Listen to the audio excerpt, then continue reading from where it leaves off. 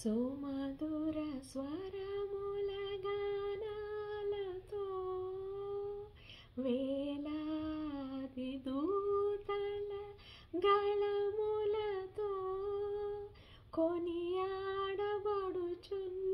నా యేసయ్యా, నీకే నా ఆరాధన. మహదానందమే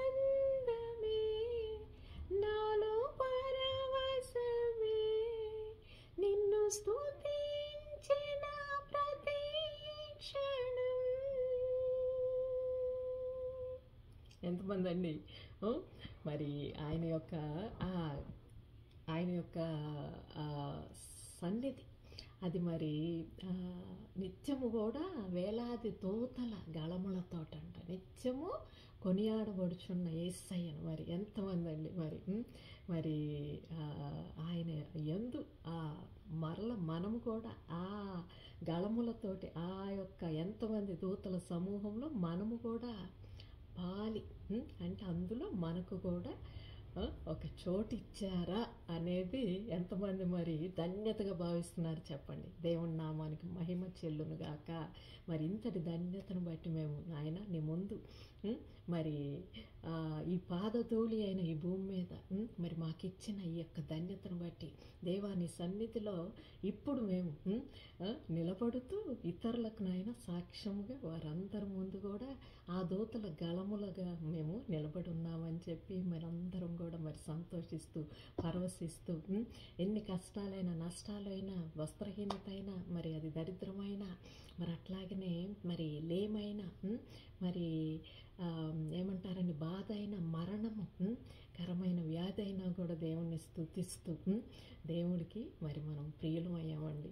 మనందరికీ తండ్రి మన రక్షకుడును మన ప్రియ ప్రభువుకు శ్రీ యేసుక్రీస్తు శుభనామమున మీ అందరికి కూడా మరి ఉదయకాలము ఆదివారము మరి ప్రత్యేకంగా మరి అది పరిశుద్ధ వారము అలాగనే మరి పునరుత్థానమైన అంటే మరల కూడా తిరిగి రేచిన ప్రభువుని మరి మేము మరి ఆయన మరణించి లేడు అని చెప్పేసి మనము మరి ఆయన ప్రకటిస్తున్నాం. కాబట్టి ప్రకటన అనేది మనకు మన పరిశుద్ధ ఈ గ్రంథంలో చిట్ట చివరిగా ఉంచారు దేవుడు. కాబట్టి మనం ప్రకటించే ప్రకటన కూడా మరి ఇదిగో నేను మరి అని అంటే ఇదిగో నేనే అనే దాంట్లో ఇదిగో నేనే అన్న ఆ దేవుడి యొక్క సాక్ష్యమైన మనము కూడా ఇదిగో నన్ను ఎంచుకున్నాడు, ఇదిగో ఆ దేవుడికి నేను ప్రియమయ్యాను, నేను గనుడయ్యాను, నేను ఆ శాశ్వతమైన లోకంలోకి నేను కూడా ఎంచబడ్డాను అని చెప్పిన ఒక మనకు అది ధన్యత. అలాగనే మనం మరి ఈ లోకంలో దేనికి కూడా హెచ్చింపబడం కానీ మరి ప్రభు ఇచ్చిన ఆ కృపలో వెరివారమైన దరిద్రులమైన ఎంతటి పాపులమైన అవిశ్వాసులమైన అంధకారంలో నడిచిన లోకంలో తిరస్కరింపబడిన క్షమింపబడని వారమైన మరి అట్లాగనే హేళనకు గురైన నిందలకైనా తలలు శిరచ్ఛేదనాలు చేసినా కూడా మరి నిలబడి ఉన్నాము కాబట్టే మరి మనకు కూడా ప్రభునందు అది ఒక గర్వం అండి. అవును, ఇంక ఈ లోకపు గర్వములు మనకి ఎందుకండి కదా. అవును, మరి ఎడారి త్రోవలో మేం నడచిన ఎరుగని మార్గములో మేం నడచిన మా ముందు నడచిన జయశీలుడా మా విజయ సంకేతమా నీవే నీవే మానందము నీవే మాగారము అని ఎంత ఎడారి త్రోవలు చూడండి. అంతకుముందు మనకు ప్రభు తెలియనప్పుడు ఎంతటి దప్పిక అయినా ఆ ఎడారి ఎక్కడ త్రోవ తెలియని అటువంటి ఆ మార్గముల్లో నడిచిన మనకు మార్గమైన తండ్రి అట్లాగనే మరి మన ముందు నడచి ఆ ఎరుగని మార్గముకి వెతుక్కుంటూ లోతు సమయం చూసుకోండి. అక్కడ ఏ మార్గం తెలియక ఎంతగా తల్లడిల్లిపోయి ఆ సొదొమ గొమొర్రా మార్గములు అటువంటి వాటిల్లో నడిచి మార్గములు తెలియక ఆధారపడి ఉన్న వాళ్ళని మనల్ని ఎంచుకున్న దేవుడండి. అవును. కాబట్టి మరి మన ముందు నడిచిన ఆయన మరి ఇది హోసన్న మినిస్ట్రీస్ వారు రాసిన పాట. మరి అది చెప్పకపోతే ఆ భాగ్యంలో మరలా నేను ఈ పాట మరి పాడుతూ స్తుతించుకొనుచు ఆ భాగ్యమైన వారి రచన కానీ వారి సంగీతం కానీ ఎంతటి అది ఘనత అండి. వారు పాడుతూ ఉంటే ఆ పండగలు అని చేస్తూ ఉంటారు కదా, అవి అంటే ఇసుక వేస్తే రాలనంతగా అన్నట్టుగా అనిపిస్తూ ఉంటే నేను అనుకుంటూ ఉంటాను, అబ్రహాంకి అప్పుడు ఇచ్చిన వాగ్దానం ఇదిగో ఈ ఇసుక అయిపోయిందా, ఇదిగో ఇందులో ఇందులో ఇందులో ఇందులో ఎలా లెక్క పెట్టుకోవాలి, అందులో నాకు కూడా లెక్కించని నేను కూడా లెక్క అయ్యానా అని చెప్పేసి మరి ఎంతగానో అనుకుంటూ ఉంటానండి. అట్లాగనే మరి సంపూర్ణమైన నీ చిత్తమే అనుకూలమైన సంకల్పమే జరిగించుచున్నావు నన్ను విడువక, నా ధైర్యం నీవే కదా.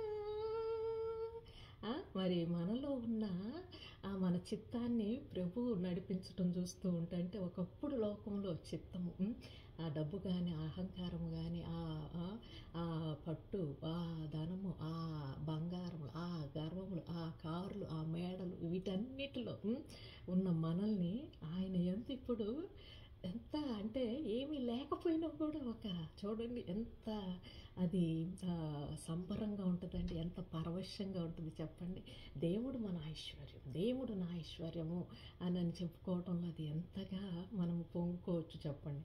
ఇప్పుడు ఇతరులు ఉన్నారు లోకంలో, వారు ఆ పట్టు వస్త్రములు కోట్లు లేకపోతే ధనవంతులు ఎంతో గొప్పగా వారిని అలంకరించుకోవచ్చు. కానీ మనము ఇప్పుడు ప్రత్యేకింపబడిన వారము అవి లేకపోయినా కూడా మేము ఇంకా సంతోషంగానే ఉన్నాము అనేది కదండి ప్రత్యేకత. అవునా? కాబట్టి మరి యాకోబు గ్రంథంలో 2వ దాంట్లో ఏముంటుందంటే, మరి ఇప్పుడు మనము ఎలా అంటే బంగారు ఉంగరాలు పెట్టుకొని ప్రశస్త వస్త్రములు కట్టుకొని మరి ధనికుల్లాగా ఈ సమాజ మందిరాల్లోనికి వచ్చిన వారికి ప్రత్యేకంగా ఇంకా కూడా వారికి ప్రత్యేక ఆసనాలు ప్రత్యేకత అవన్నీ మనము ఇంకేమన్నా అవి ఉంచుకొని దేవుడి పిలిచిన ఘనతలను లోకంలో నిరర్ధకంగా ఇది ఘనత అని చెప్తుంటే అది బాధ అనిపిస్తుందండి. ఎందుకంటే ఇంకెవరన్నా దరిద్రులు అంటే ఎవరు సరైన వస్త్రములు లేని వారు ఎవరన్నా వస్తే వారిని ఎక్కడో కూర్చోబెడుతూ ఇంకా కూడా ఆ బట్టలు కానీ ఆ ధనము కానీ ఆ పేరు కానీ అధికారములు కానీ వాటికి మనం విలువ ఇస్తూ దేవుణ్ణి కించపరుస్తే మరి దేవుడి ఆత్మ దుఃఖపడుతుందండి. మనం కాదు, మన యందున్న ఆ పిలుపును పిలిచిన ఆత్మ దుఃఖపడుతుంది. కాబట్టి మరి అది యాకోబు 2వ అధ్యాయంలో చక్కగా వివరించారనమాట. ఏమనంటే ఈ లోకములో దరిద్రులైన వారంట విశ్వాసంలో దేవుడి యందు ఆయన భాగ్యవంతులుగా ఎంచుకున్నారంట. కాబట్టి ఆ భాగ్యవంతులను మనము సంస్కరించకుండా అంటే వారిని ఉన్నతాసనముగా మన హృదయంలో ఉంచుకోకుండా ఇంకా ఈ లోకంలో వాటిని ఎంచుకుంటే గనక దేవుడు ఆత్మను దుఃఖపరిచిన వారమే అవుతామండి కదా. కాబట్టి మరి మనము మన కోసము మన యేసయ్య ఈ లోకానికి దరిద్రుడుగా వచ్చారు. అన్నీ ఉండి ఇందులో చూడండి పాటలో ఎలా ఉన్నాయంటే, వేలాది దూతల గణములతోటి నిత్యం కొనియాడబడుచున్న ఆయన అది తిరస్కరించి వేసి మన కోసం ఈ లోకం అనే పాపం ఇప్పుడు ఎక్కడ ఈరోజు అంటే ఇక్కడ టాయిలెట్ పాడైంది అంటే అది క్లాగ్ అయిపోతే మరి పని వాళ్ళు ఇక్కడేం ప్రత్యేకంగా ఉండరు అనమాట. మరి వెంటనే వెళ్ళి మరి వాళ్ళు పిలిస్తే మరి అది ఉంచలేం కదా, వెళ్ళి దాన్ని మరి ఎట్లా కొట్లా మొత్తానికి క్లీన్ చేసేసాను. అంటే మొత్తానికి మళ్ళీ ఫ్లష్ అయిపోయింది అనుకోండి. అంటే ఆ పని అనేది అది ఎంత హీనంగా అనుకుంటామో, అబ్బే అని ఏమన్నా అనుకుంటామా? ఎందుకంటే అది మన ఇంట్లో, అది మన ఒంట్లో నుంచి వెళ్ళింది. మనం శుభ్రం చేసుకోకపోతే ఇంకెవరు చేసుకుంటారు, అవునా? అటువంటి అది ఆ కొంచెం సేపు ఎవరికైనా చెబుతూ ఉంటే చీ అని ఏమన్నా అనుకుంటున్నారా చెప్పండి. అటువంటిది మన లోకం ఆయన దృష్టిలో. అటువంటిది అందుకని చెబుతున్నాను అనమాట. ఆయన అక్కడ ఆ పరిశుద్ధతలో నుంచి మనల్ని చూస్తే కనుక మనం అటువంటి మన ఈ లోకంలోనికి ఆయన పుట్టటానికి అస్సలు ఏమి తడువు చేయకుండా వచ్చి మనల్ని మన పాపములు మన ఆ మురికి ఆ యొక్క గందరగోళం ఆ అసభ్యం ఆ అనాగరికత వీటన్నిటినీ ఆయన అంటే ఆయన హీనతగా అంటే వాటిని ఆయన తన మీద వేసుకొని నేను మోయటానికి వచ్చాను అని చెప్పేసి మనల్ని శుద్ధిపరచటానికి అంతటి ఆయన ఆ పరిశుద్ధుడి లోకంలోనికి నడిచి మన కోసము మరి ప్రయాసపడి దరిద్రుడాయను తన భాగ్యమును విడిచి.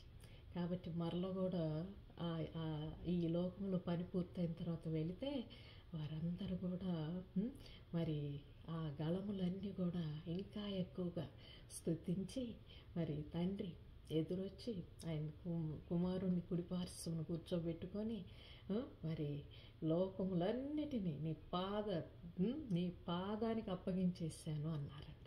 అలాగా మన కార్యములు ఎలా ఉన్నాయి, వేటిని మనము ఘనంగా అనుకుంటున్నాము, వేటిని మనం దరిద్రం అనుకుంటున్నాము అనేది మరి మన మనస్సులో ఇంకేదన్నా తలంపు ఈ లోకములో ఈ డబ్బు, ఈ ఘనత, ఈ అధికారములు ఇవి ఎక్కువ, ఇంకా ఆయన ఎంచుకున్న భాగ్యవంతులేమో మనకు తక్కువ అని అనుకుంటున్నామంటే ఇంకా కూడా మనము ఇంకా ప్రభు మనసును ఎరిగినట్లే.